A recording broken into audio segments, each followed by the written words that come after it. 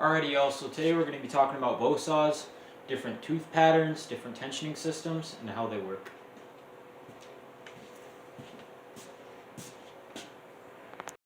Alright, so the first style of bow saw we're going to address is the one system where it tensions by this lever here. This is probably what most of your modern bow saws look like. If you walk into Harbor Freight, a big box store, this is likely the tensioning system it's going to have.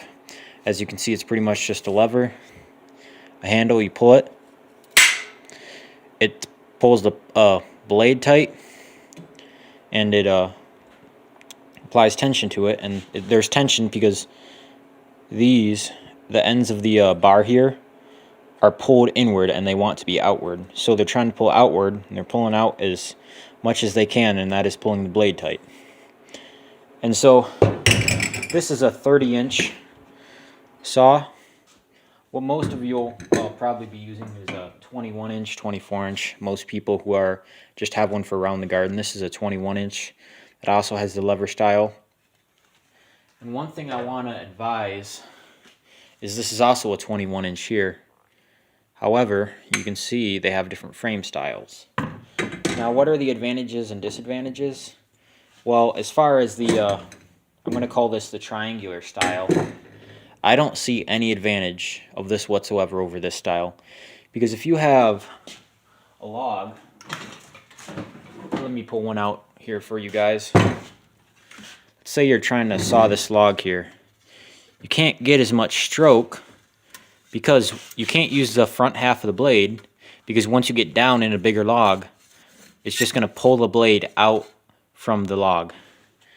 Now, as opposed to this other one here, where essentially you have more usable blade length, even though it's the same length blade. So if you're getting a smaller bow saw, like 21-inch, 24-inch, definitely avoid the triangular style like this and go for the more straight style like this. That will give you more usable blade length, even if they both have the same size blade. And that's the first tensioning system we're going to talk about. Let me show you guys the next one. This is the other style of bow saw that I have found here. Essentially, where it'll be tightened by some kind of a wing nut on a threaded rod, and then as you twist it, the blade will get tighter. Now, this system is pretty nice because it allows you to get more tension on the blade as opposed to just the lever systems. However, the disadvantage of this, in my opinion, is because if you see that slot, you can get this blade in there and you can have a lot of play. And I have a smaller one of these, I think it's a 19-inch blade, and their blade can just move side to side a little bit. Like if you tension it, once this gets really tight, it'll start to twist the blade a bit, and then you'll have a crooked blade.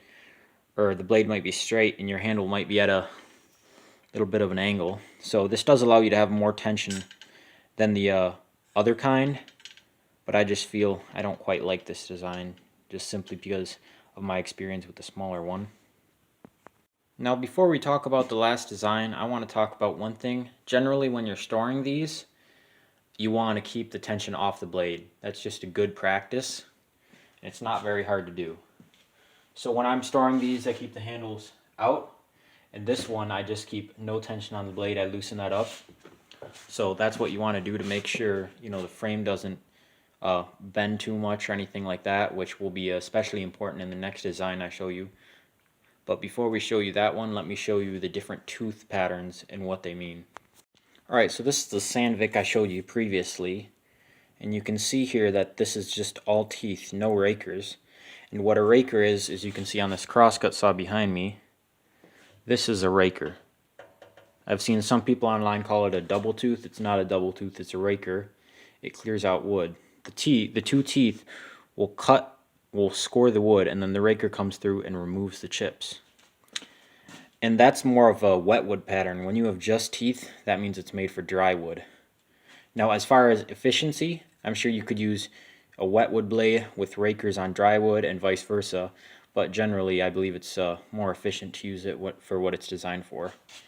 And you can see on this one here, this is a wet wood blade. Most of your bow saws that I have seen have wet wood blades on them 4 teeth, and then a raker. So if you see different teeth, that's basically what it means, just wet wood versus dry wood. This is the last pattern here. Now there are essentially two styles here.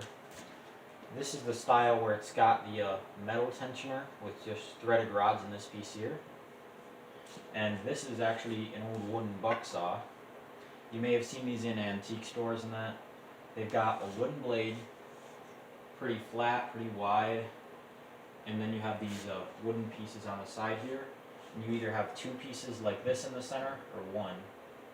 And essentially, the old wooden buck saws would have this system where it's essentially a curved loop here on a threaded rod, and then you tighten this to make it tighter, obviously, and loosen it to make it looser.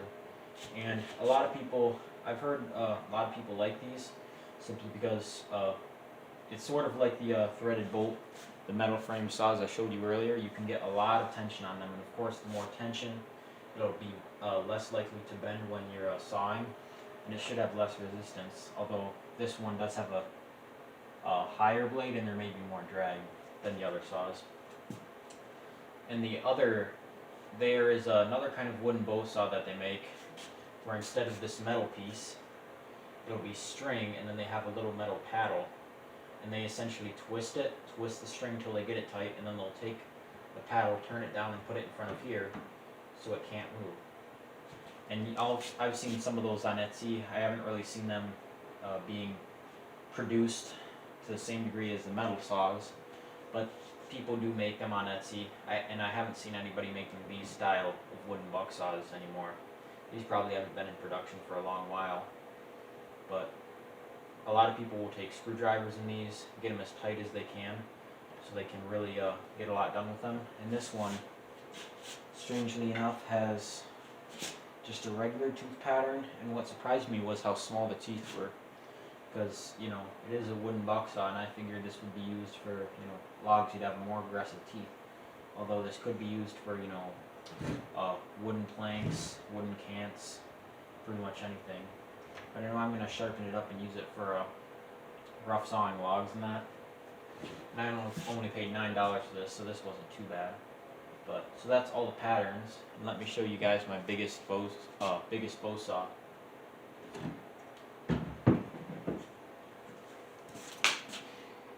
This is my biggest bow saw. I hope I'm getting all of it in the frame, but this is a 42-incher, and this one has just lever style of tensioner.